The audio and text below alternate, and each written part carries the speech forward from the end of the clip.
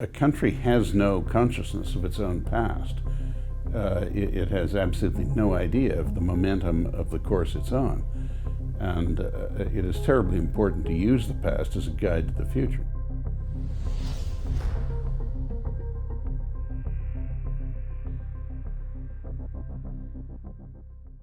Lord Black, thank you for taking the time to talk with me today and talk with Canadians. It is really exciting to have you here, I have to say.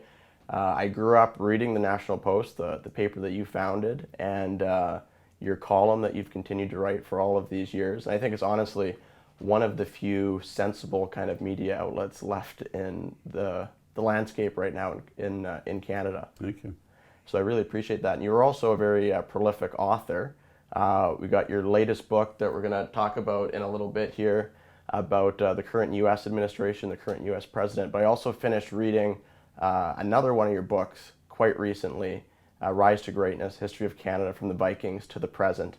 And you talked about how a number of key individuals over our history have really kind of passed the baton to one another. Yes. In building the history of this country, from Champlain to Macdonald to Laurier to King. And I was wondering if you are concerned or just your general thoughts about what is happening right now with history being taken out of the context in which the events happened and which the people that made the decisions that they did. Oh yeah, I am concerned about it because countries, political societies don't understand themselves if they don't have a reasonable concept of how they were founded, why they were founded, and how they developed. I don't mean an encyclopedic grasp of every stage of it, but just generally how it is that, in this case, Canada is a country and how it became a country. And if a country has no consciousness of its own past, it has absolutely no idea of the momentum of the course it's on. And it is terribly important to use the past as a guide to the future, not to try and replicate it or be confined by it, but to use it as a source of information and a source to enable better, more informed judgment about what policy options to follow going forward. And particularly in the manner of the question as you phrased it, this business of, as you say, canceling people, saying that somebody was, by today's standards, in some respects, not serviceable or not acceptable, and therefore he is essentially eliminated and disparaged and the old Soviet expression, repressed, where they would airbrush people out of photographs and their name would just never appear again. That isn't history. And if you start to counterfeit your own history, you reduce the basis of the information you have to judge how to go forward. And of course, it is nonsense to obviate the evolution of tastes and opinions about what is acceptable and what isn't. I mean, I agree that it is scandalous that slavery was essentially acceptable up until the 19th century, or 18th. But it was.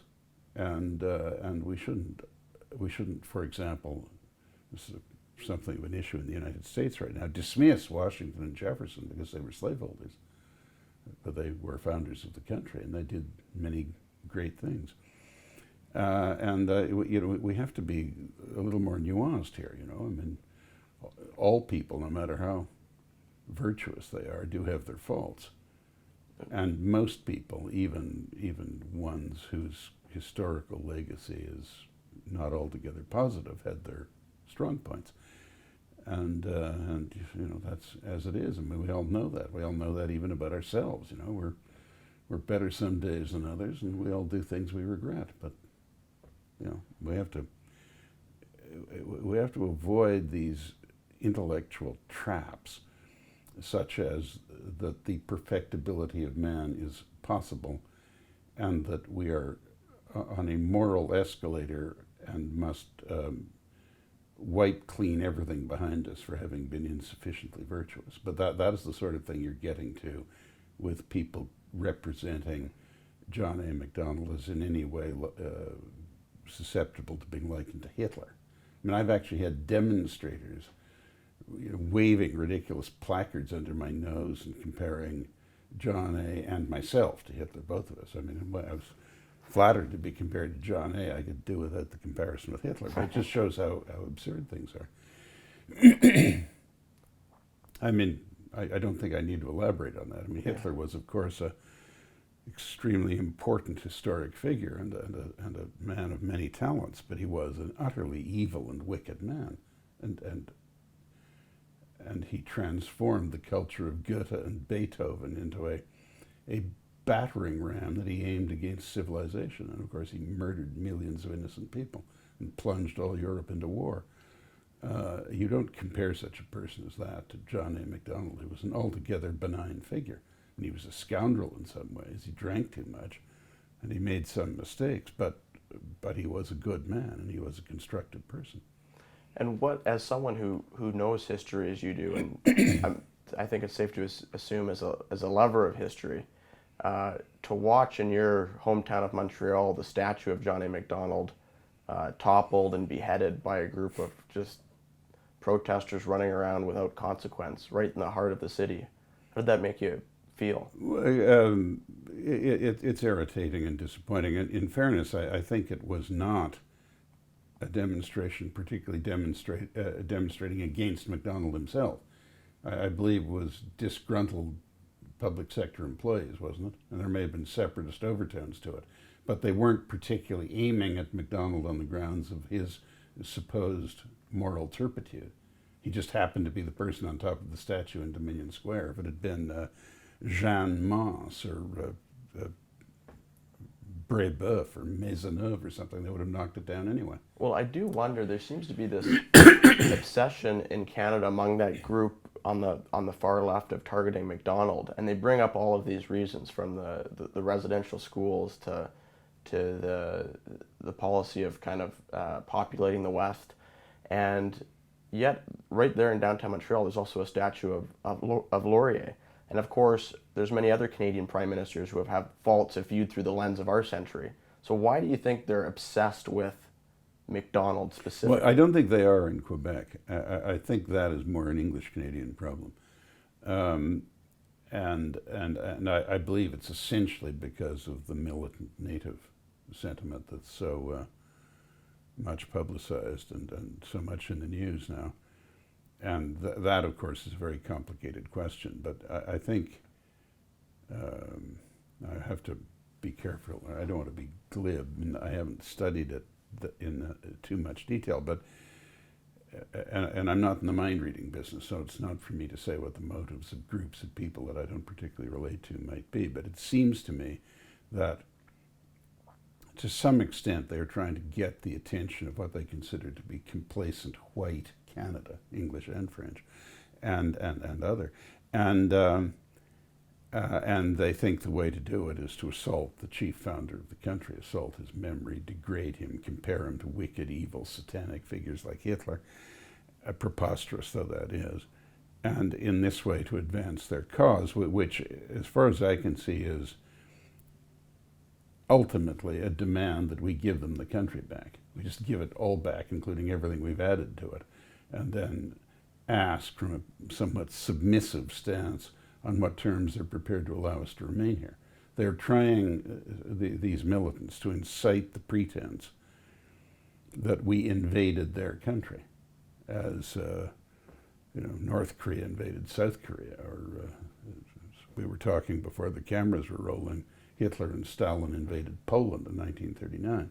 And in fact, that is not what happened. The explorers arrived and found this almost thoroughly underpopulated continent. Only, it is estimated, 200,000 native people in what is now Canada, which is very underpopulated with nearly 40 million people in it. And a very able and capable population in the environment they had, but in a civilization that was 5,000 years behind the Europeans. It was Stone Age civilization. They didn't have metal tools, they didn't have fabrics, and they didn't have a wheel. Now, they didn't have horses, but you could still use carts and things if they'd thought of a wheel. And this notion that it was that it was like one conquering people simply replacing and stealing the country and birthright of another is not accurate. Now, with that said, I think we did some bad things. The colonial powers did, and Canada as an autonomous country has done some things that it sincerely regrets in respect of the natives, and we want to make good as best we can. But the answer is not to indulge the pretense that we stole their country and have no right to be here. And I assume that the denigration of John A. Macdonald by these militant native leaders is just part of that campaign. With that said, as I mentioned earlier, I'm not qualified to mind read these people, and I don't have much to do with them directly. And you mentioned the attempt by these the militant groups to degrade John A. Macdonald, and kind of I view it as rewriting history in many ways, because of course not every Canadian has the time to or the wherewithal to read a biography of Sir John A. or whatever, so everything gets filtered through the media. And I wouldn't count on the quality of the media's historical research. Yeah, for the most part. I think that's a safe assumption. So, what would you say is kind of the true record of Sir John A. on like social and racial policies in the context of his time? Well, first of all, he was, even in the time of Lincoln and Bismarck and Palmerston and Disraeli and Gladstone, he was a great statesman. I mean, not as great as those men, perhaps, but he was a great statesman and was recognized by them to be so, except Bismarck. Their paths never crossed. But he was known to all the others I just mentioned, and they all admired him. If you look in Disraeli's correspondence or Gladstone's, you see very respectful references to Macdonald. And he did found what is now a G7 country. I mean, with others. There were fathers of Confederation, but there's no question he was the principal founder. And he did devise a formula for Canada, which is, I mean, we all get impatient with it at times, but it's worked quite well for us. The only other large countries with political institutions that have been continuously in place longer than ours are the British and the Americans. And the British lost the province of Ireland, and when we set up the Confederation of Canada, the Americans had just finished a terrible civil war, suppressing an insurrection in which 750,000 Americans died in a population of only 31 million. And 5 of the states were smashed to rubble by the conflicting armies. We haven't had anything like that. And it is the only transcontinental bicultural parliamentary confederation in the history of the world. So it was a very original thing that John A. and the others, chiefly Cartier and George Brown, devised. And he deserves credit for that. And in that context, he was very careful and realistic that at a certain level, the French and English Canadian leadership had to work together.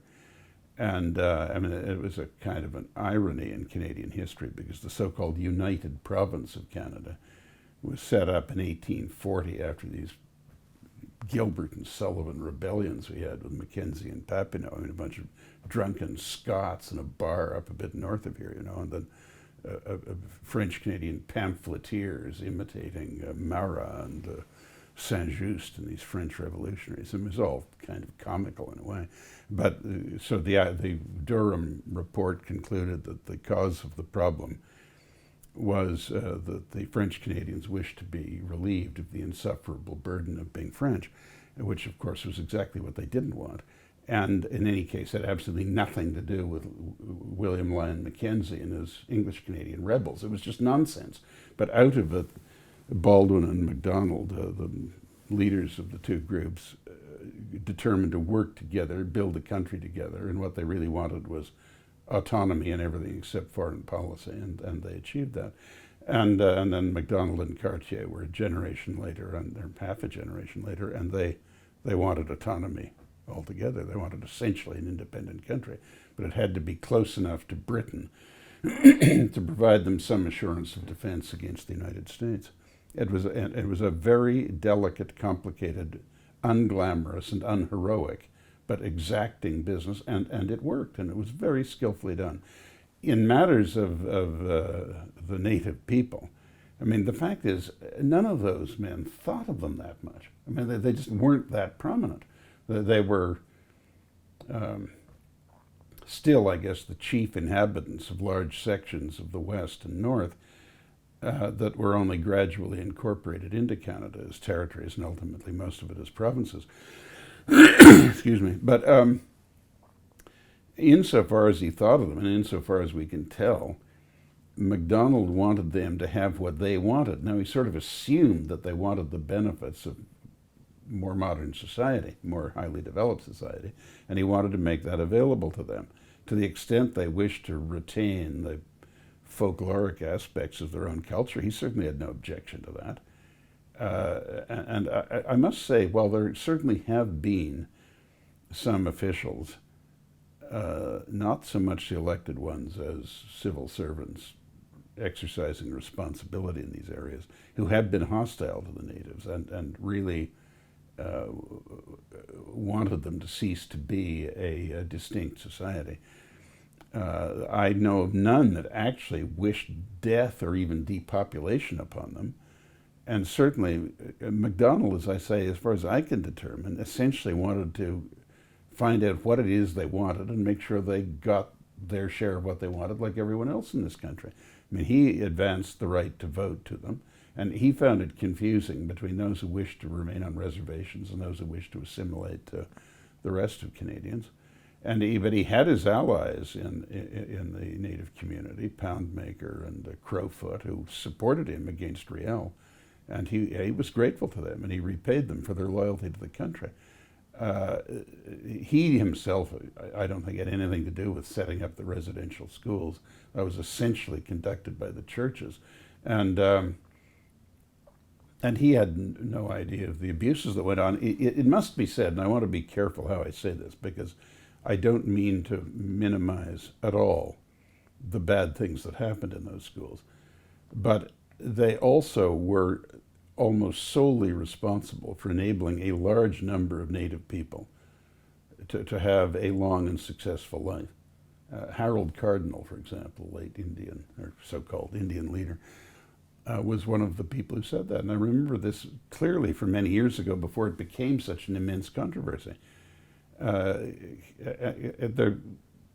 We all remember our school teachers, and many of them were not good teachers, and we don't remember them fondly. I admit that what these young people went through was probably worse than almost anyone today would remember from their days at school. But there is some explanation for it, and it's not just simply an infamy, and that's how it's presented, as if it was just an atrocity entirely, with no redeeming aspects to it, and that is not true. But in any case, it wasn't anything Macdonald himself had much to do with. It happened, it started when he was I believe, the head or co-head of the government of the so-called United Province, Quebec and Ontario combined. And it continued while he was Prime Minister, but he wasn't chiefly responsible for it at any stage, and it was in any case, as I have said, not a record of absolute wickedness that it's now presented to be. One of the other knocks on Sir John A. Macdonald, or the points where people attack him, is for kind of whether it's the Chinese immigrants that were here working on the railway, or forcing or coercing First Nations onto reserves in order to get the railway built. How important, though, in the context of the time, was building the railway? Had to be done. Absolutely had to be done, and it was one of the engineering marvels of the world and one of the financial marvels of the world. The Americans, slightly ahead of us, built 2 transcontinental railways, but they built them right across the Great Plains until they got to the Rocky Mountains. We had to build it in the Canadian Shield. I mean, do you know that country north of the Lakehead there, north of Lake Superior? I mean, driving stakes into that to put a railway down on it is not like falling off a log. And it was terribly challenging, and we had no financial markets in this country. You couldn't underwrite a corner store in Toronto and Montreal in those days. So we had to get the money from New York and London.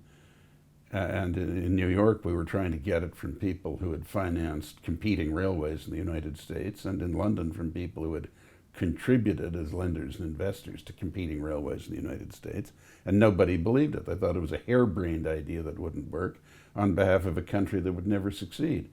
And Macdonald got it done. The people actually working for Canadian Pacific performed splendidly. Strathcona, Shaughnessy, Van Horn, and others. But Macdonald achieved one of the great feats of statesmanship in the history of this country by the artistic solution of one crisis by employing another crisis. And the second Riel rebellion was really a threat to ask for annexation from the U.S., who had no great reservoir of goodwill for the British or Canadians after the Civil War. Not because we in Canada did anything to offend them. Quite the reverse. We received the fugitive slaves. We cooperated with President Lincoln in preventing Confederate plots being hatched in Canada. They had no grievance with us, but the Americans did have grievances with the British, and they were real grievances. Building ships for the Confederacy, and for several years it was a constant struggle for Lincoln and his Secretary of State Seward and the ambassador minister then was in London, Adams, son and grandson of U.S. presidents, to prevent the British government from exchanging embassies with the Confederacy, which would have been very damaging to the Union. And so at the end of the Civil War, the United States they wouldn't have needed a great pretext to take Western Canada if there was any semblance of an enthusiasm for it among the local population. And that's what Riel was trying to stir up. And John A. made a great issue of transporting forces in the second Riel Rebellion out to the west much more rapidly than in the first Riel Rebellion, when they had to go overland, literally on the land, not with any faster conveyance, and then sold the completion of the railway, which was technically bankrupt, on the basis that it had saved the country. But he was absolutely right that in order to have a country spanning the continent, it had to have a railway of its own to connect all the units together. I mean, let us face it, Canada was essentially a string of communities that just didn't happen to be American for various reasons. And trying to turn that into a country, again, has not been easy. And yeah, I understand that he drove the railway through traditionally Indian lands, but if you're trying to build and save an entire country, and today, as I say, not to labor the point, it's not just any other country, it's a G7 country, it's one of the world's 10 or 12 most important countries.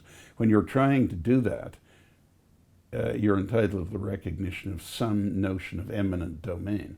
I mean, the national interest simply must be deferred to in some ways. And if it inconveniences or financially penalizes people, you compensate them for that. But you don't scrap the whole project of building and saving the country. You compensate the victims of the growth. It's like if you absolutely have to build a highway from here to the Royal York Hotel, you're going to knock some buildings down. You pay the people, but if you have to have the highway, you have to have the highway. No, I think that makes sense. And then the other thing that I think this is obvious, you've actually written a couple books on kind of the what ifs of history, I think. I contributed to a couple, yeah.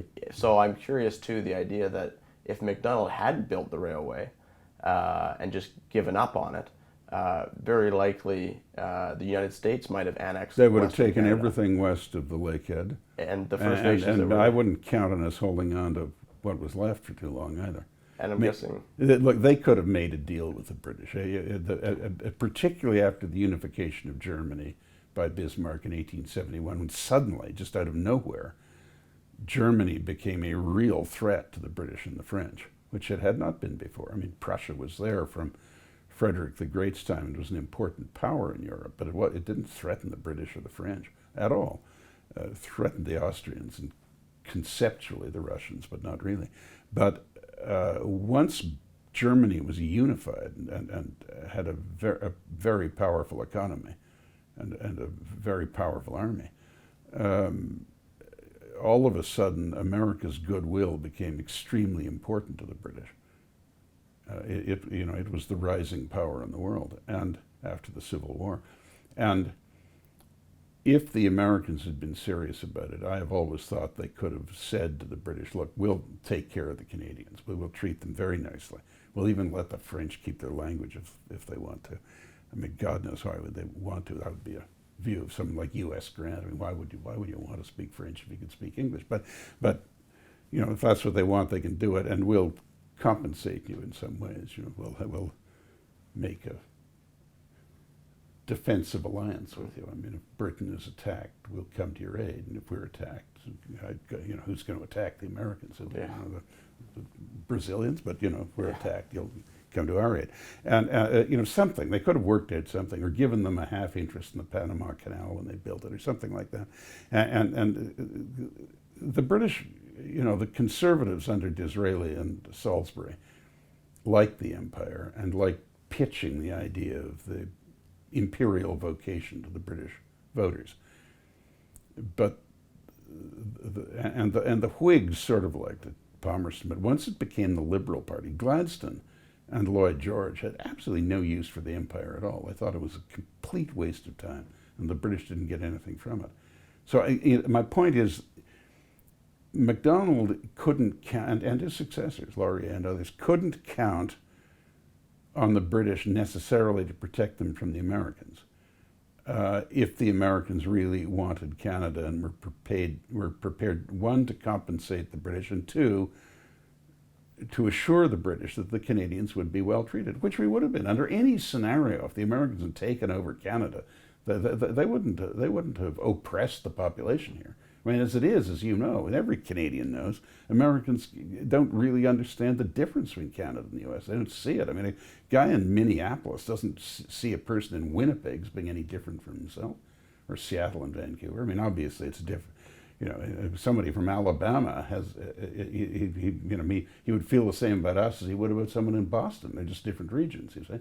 So my point is that, I'm sorry to be so loquacious, but Macdonald had a real challenge to get a proper nation built, get the instances of statehood and sovereignty in place, a transcontinental railway, and then transoceanic shipping owned by Canada, Canadian Pacific, and the Allen Line across the Atlantic and the Pacific. And we had some great ocean liners in the Atlantic, and the largest and fastest liners in the entire Pacific, going to Japan before the Second World War. But all of that didn't just fall into place. It does require an element of coercion and compensation to get a democratic political society to agree to policies that are so radical. And just not to put words into your mouth, but kind of what I'm hearing from, and also from reading your book, was that the creation or very existence of Canada wasn't preordained. It wasn't part of history that was going to happen. It wasn't, and if you look at the Confederation debates in the British Parliament, there was no shortage of British MPs and peers, members of the House of Lords, who thought the whole thing was a mad enterprise. I mean, what are we doing this for? It was the British North America Act. I mean, what on earth? What are you dreaming about? You think this is actually going to work as a country? Some people thought that, but others didn't. The Governor General at the time, Viscount Monk, spoke in his capacity as a member of the House of Lords in favor of the bill, saying Canada would be a great nation. Lord Carnarvon, the colonial secretary, said the same thing. Both Disraeli and Gladstone had their doubts about it, but they were impressed with Macdonald, and Macdonald was very persuasive. And the Americans, even for a time after Confederation, persisted in officially considering Canada to be essentially just a British front, a British colony masquerading as having some level of autonomy for itself. In the famous conference of 1871, where really Macdonald was alone in speaking for the Canadian interest, and they were resolving the problems that arose during the Civil War, And the British generously put one Canadian on the panel because it also involved fisheries issues and border issues in New Brunswick. So there were strictly Canadian questions as well. And Macdonald conducted himself so skillfully that even Gladstone, who thought the whole business was essentially nonsense and would wash his hands of the empire if he could, he said to his own delegation chief, hold a while longer with Macdonald. He's putting up a spirited fight, and we have to respect what he's doing.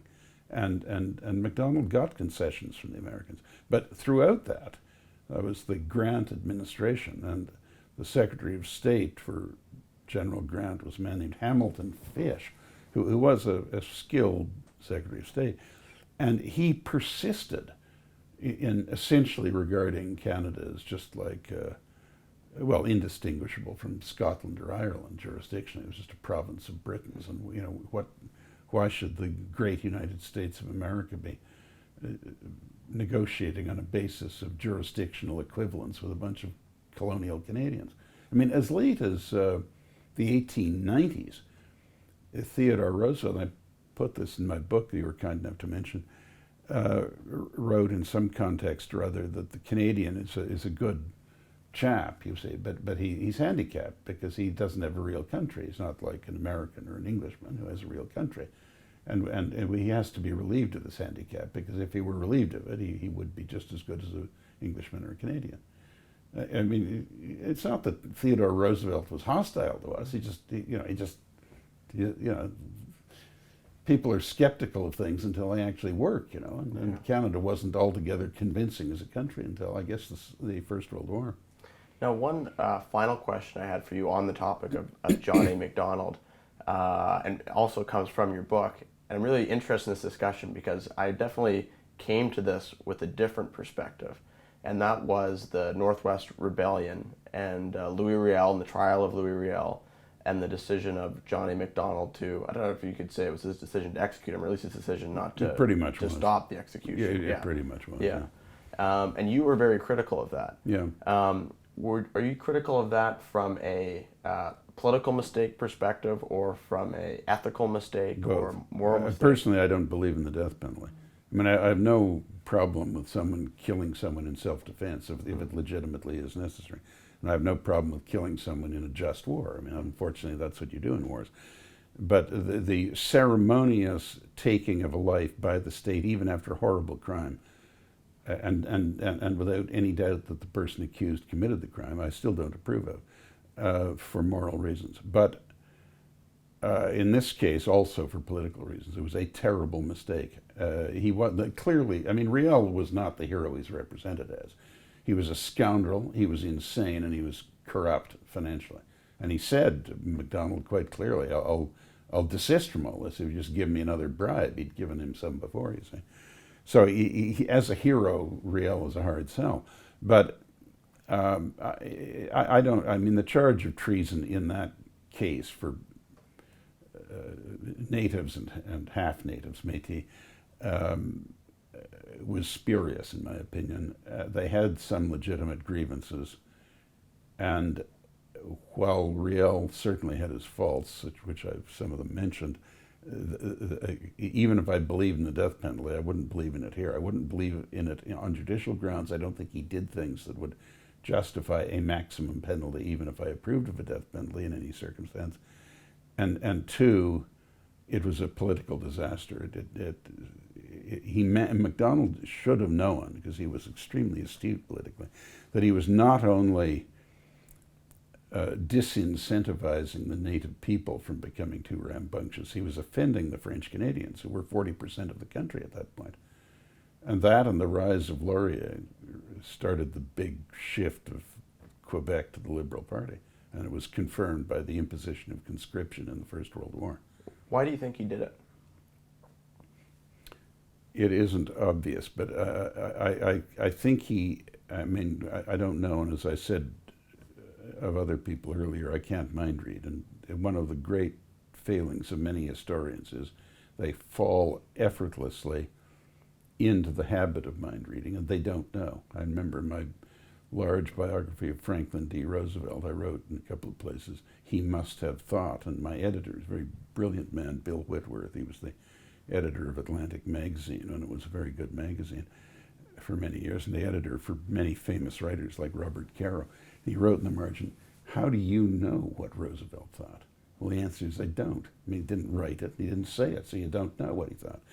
Well, the same would be here, the case, but since you asked me, I'll speculate. He had been let down badly by Riel. Riel had promised that he, having been bribed and withdrawn to the U.S., that he wouldn't be back, and he did come back. And Macdonald was, look, no one likes being betrayed. No one likes making an agreement with someone and then have the person break the agreement. No one likes it. Well, it happens to everybody sometimes, but no one likes it. And in addition, Macdonald was sort of the old Scottish school where he attached particular significance to that kind of thing. So he was profoundly offended at Riel's bad faith and his corruption, and his attempt to destroy Macdonald's great Canadian project and dream. He had plenty of reason to be angry at him, but in my opinion, he just let it take him too far. I mean, the jurors found him guilty in full knowledge that that would give the judge the prerogative of imposing the death penalty, but they recommended against it. And in addition, the medical evidence was ambiguous about whether he was adequately sane to be found accountable for his actions. But I mean, in my opinion, and I'm a great, as is clear, a great admirer of Macdonald's, but that was the worst mistake he ever made. Long way ahead of the bribes and so forth, right, in the CPR scandal, you know, that cost him his, really the only election he lost as party leader. Right, right. I'm curious to know this level of group, what I observe is to be almost groupthink here, and your specific interaction with your radio show here, where you pointed out, I think what many Canadians would agree, probably the majority of Canadians would agree with, is that this is not apartheid South Africa. We're not living in this overly systemic. This ghastly phrase, systemic racism, doesn't mean what the words mean, and it isn't applicable anyway. There is no systemic racism in this country or in the United States. I mean, I take the phrase to mean what, you know, the plain, simple English meaning of the words, that racism is built into the system and runs throughout the system. That is not true. Obviously, some people have racial prejudices, but the idea that the Canadian state, the entire public sector of Canada, is motivated in part by